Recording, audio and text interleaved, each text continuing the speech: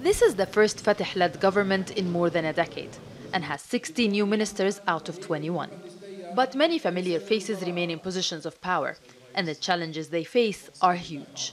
The Palestinian Authority is struggling for cash, and the divide between Fatah and Hamas, the rival group that runs Gaza, is as wide as ever. Culture Minister Atif Abu Saif was recently transferred to the West Bank from Gaza for treatment. He is a Fatah official who was beaten up near his home in Gaza last month, reportedly by Hamas loyalists. Hamas says it's investigating. Hamas has already rejected the new government, calling it unconstitutional.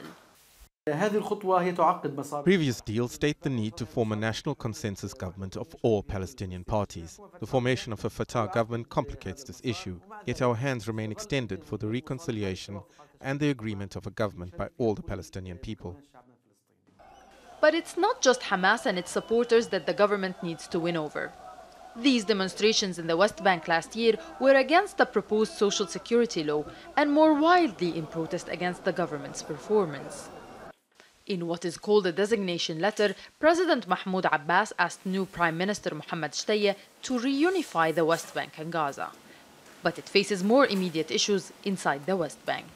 Contrary to the letter of designation by the President, I think the main mission of this government is to absorb the growing pressure against Fatah and the authority from the public, and second, to try to bridge the gap between the public and the authority by trying to improve the services and to improve the performance of the government.